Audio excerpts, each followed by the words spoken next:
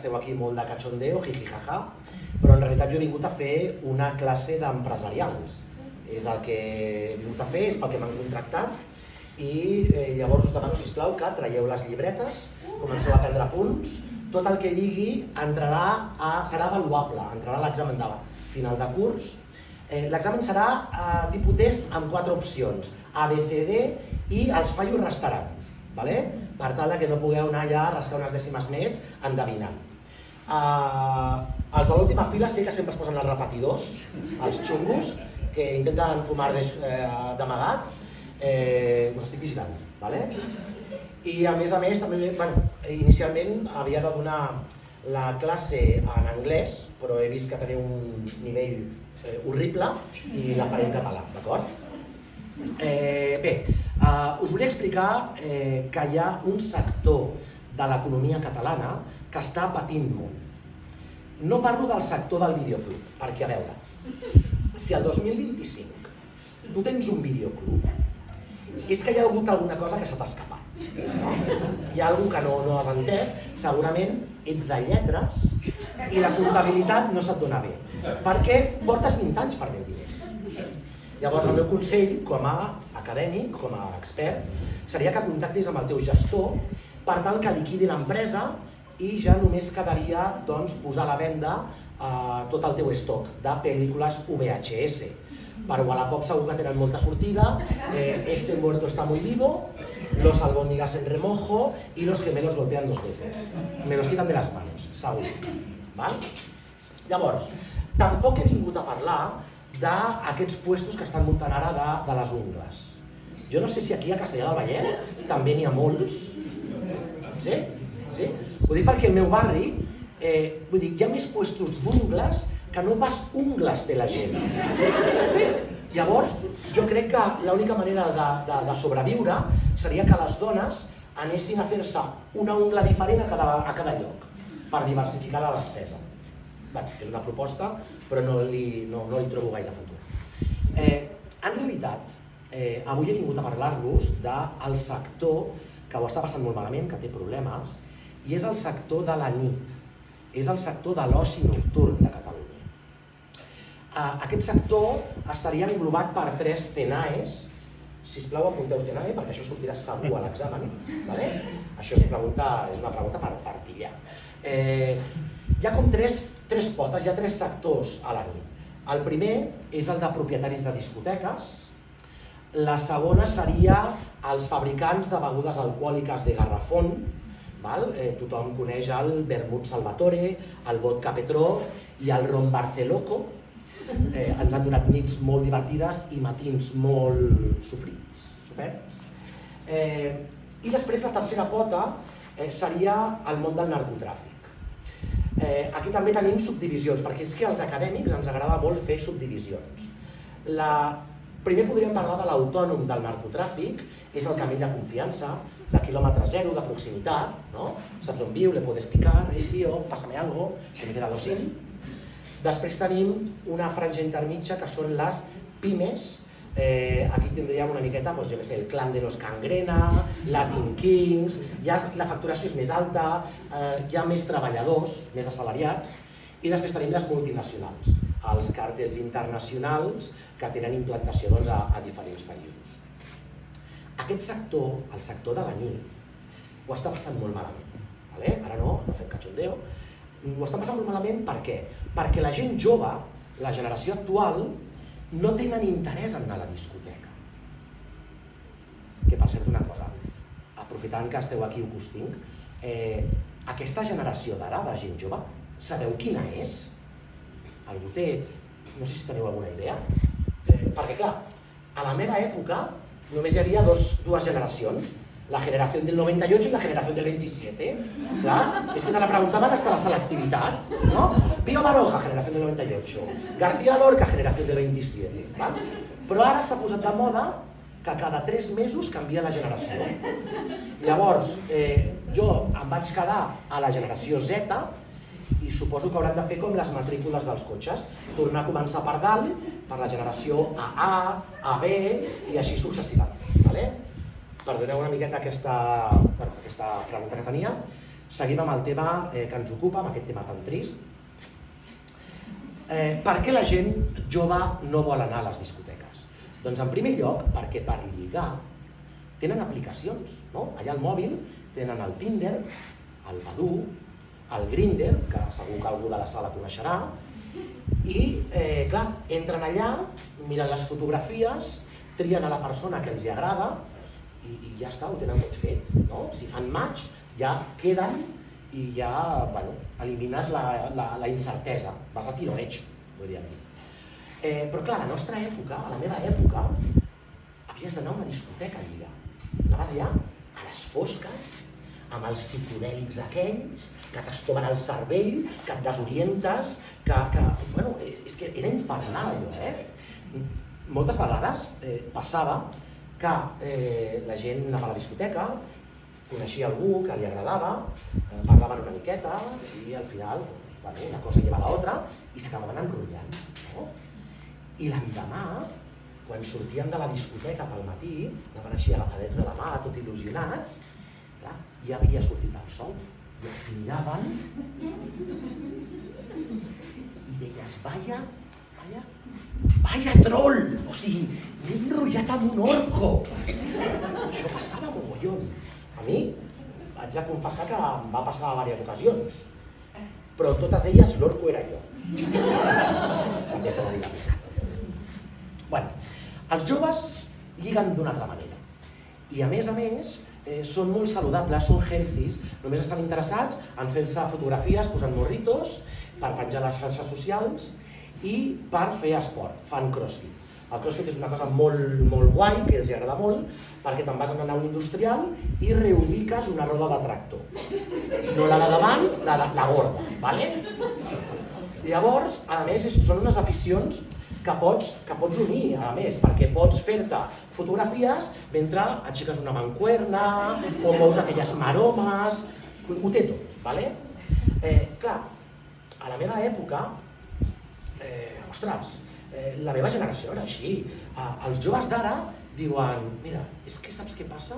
Que no em vull prendre 14 cubates per la nit a la discoteca. O sigui, mira, tiquis, I diu, no, és que, saps què passa?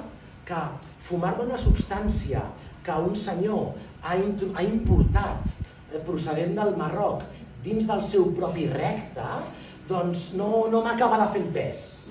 Hosti, que el foc ho crema tot, vull dir, ho purifica, com Sant Joan, no? I tampoc no volen prendre's pastilles que ha sintetitzat a la cuina de la seva mare un senyor obès de 45 anys que va deixar la carrera de química a segon curs i que porta un barret de paper de plata perquè el govern no li llegeixi la ment. Vull dir, realment, són uns blanquecs aquesta gent, Bueno, en definitiva, tenim un drama, tenim un problema, l'hem acotat i veiem què és el que va passar. I el que va passar és que el sector de la nit, el gremi de la nit, va dir, hem de resoldre això, organitzem un congrés, una convenció. Allò lògic hagués estat que haguessin llogat, per exemple, a l'Auditori de Barcelona, haguessin fet una xerrada inicial del Víctor Coopers, que és el tio que està en nòmina per fer totes les xerrades motivadores de les empreses de Catalunya, però no, ells van dir, farem una cosa més coherent amb el nostre tarannà, una cosa més pròpia. Llavors van llogar un after a l'autovia de Castelldefels, de moderador van agafar el Pocholo Martínez Bordiu i a la porta et feien el control d'alcoholèmia i si donaves 0-0 no et deixaven entrar. Sí, l'objectiu era fer un brainstorming. Això al món de l'empresa, jo que el conec molt bé com a acadèmic, el món de l'empresa s'ha posat molt de moda el tema del brainstorming. Consisteix bàsicament, per qui no ho sàpiga, que la gent de l'empresa o del departament es citen i comencen a dir el primer que els hi passa per la ment, idees que no filtren. En el 99% dels casos les idees són una puta merda. És una pèrdua de temps total, però com que s'ha posat de moda, doncs s'ha de fer. Ja està. Llavors, allà van començar a fer un brainstorming i finalment es van quedar amb una idea que era la que havia de resoldre els seus problemes. Es van quedar amb aquesta idea no perquè fos la millor, sinó perquè era l'única que no incomplia el Codi Penal. Era l'única que complia la legalitat. I una persona va dir, escolta una cosa, els joves d'ara no estan interessats en venir a les discoteques, però quin ha estat el nostre moment de màxima facturació? Doncs quan la gent que ara té entre 40 i 60 anys eren joves i anaven a la discoteca. Per què no tornem a focalitzar-nos en aquest col·lectiu? Claro, això té certa lògica, perquè els joves d'ara, la generació AA o AB o la que sigui, pensen que el seu cos és el seu temple, però la nostra generació, amb el nostre cos teníem una relació una miqueta complexa. Sí, teníem una mena de Diògenes que tota la merda que trobàvem ens la fotíem a dins. Vale? Llavors, en aquella reunió, un cop es va plantejar això, algú va aixecar la mà i va dir jo tinc una petita objecció, i l'objecció és que, clar, aquesta gent, entre 40 i 60 anys, qui més qui menys, té obligacions familiars, té càrregues familiars i no pot marxar de casa una nit per anar a la discoteca. Clar, és a dir, al final també, com és la vida d'un pare de família o d'una mare de família? Bueno, clar, divendres a la tarda el nen té extraescolar d'anglès, després per sopar s'ha de fer pizza, perquè la pizza és el sopar oficial de divendres de Catalunya, i tothom vol pizza però ningú vol fer-se la seva pròpia pizza. Et toca a tu, com a part, fer la pizza, vale? Després, dissabte al dematí, concert de Damaris Jalabert, per cantar bon dia, bon dia, bon dia al dematí, i I.O. són les 5 vocals. Dissabte a la tarda, la nena fa el festival de fi de curs de hip-hop al Teatre del Foment de Molins de Rei. Tothom cap a Molins de Rei. Diumenge al matí, el nen juga a les 8 a Igualada partit de vòlei i diumenge a la tarda t'estàs automedicant per intentar recuperar-te del cap de setmana i també en previsió que l'endemà és dilluns i has de tornar a la feina. Vale? Llavors, clar, la cosa està complicadeta. I en aquell moment va aparèixer una ment privilegiada, semblant a aquella persona que va inventar la merienda cena, que no és ni berenar ni sopar, és una mena d'híbrid, i va dir, escolta'm una cosa, i si agafem la discoteca i la passem a la tarda? La fem una miqueta abans, i li direm tardeo, que tampoc no es va descollonar, no? Però és bastant descriptiu, no? Diuen tardeo i sense saber de què va el rotllo ja et fas una idea, val? Jo ara us explicaré què és un tardeo, per si no hi heu estat, perquè jo ho he hagut d'investigar per un tema de la meva feina, de responsabilitat amb vosaltres, els meus alumnes. El tardeo bàsicament funciona de la següent manera.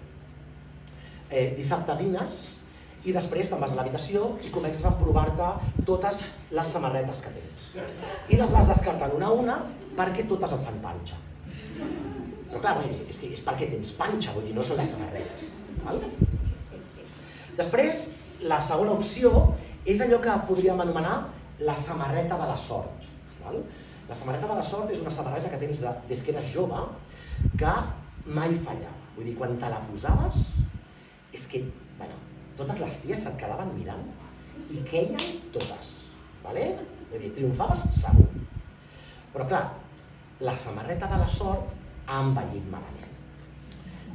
Ja grogueja, s'ha rentat tantes vegades que és semitransparent, llavors se transparenten els pèls del pit i els mugrons i fa lleig.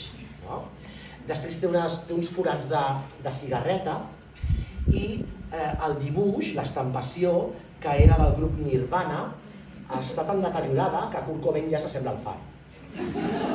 Llavors en aquell moment entra a l'habitació la teva dona i et diu tu amb això no surts de casa, posa't aquesta camisa. I tu et poses aquesta camisa. El següent pas en el tardeo és posar-te crema solar, que clar, és una cosa que no feies quan anaves de festa per la nit, però ara, cuidado que a les 6 de la tarda fa un solazo de l'hòstia, i agafes els nens i te'ls emportes a casa els sogres. I a casa els sogres, nens, 2 petons, porteu-vos bé, no sé què, i te'n vas al tardeo. El tardeo comença a les 6 de la tarda. Aquí ja no puc aprofundir gaire més en què és el que passa a dins de la discoteca, perquè el que passa al tardeo es queda al tardeo, és com Las Vegas, però encara més decadent. El que sí que puc dir-vos és que els tios de les discoteques, que són unes ments privilegiades, et posen la música que senties quan tu eres jove i anaves a la discoteca. I pots sentir Duro de pelar de Rebeca, tu mejor amiga.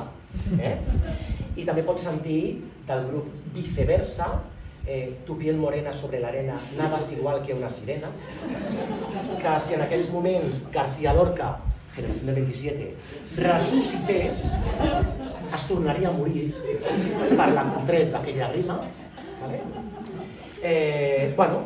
I després a les 10 del vespre, quan acaba el tardeo, ja vas a buscar els nens a casa dels teus sogres, han sopat, te'ls emportes a casa i quan arribes a casa és un moment familiar molt bonic, molt entranyable, perquè els teus fills menors d'edat habitualment et fan una camamilla per veure si et recuperes de l'estómac, perquè t'han sentat malament els quicos.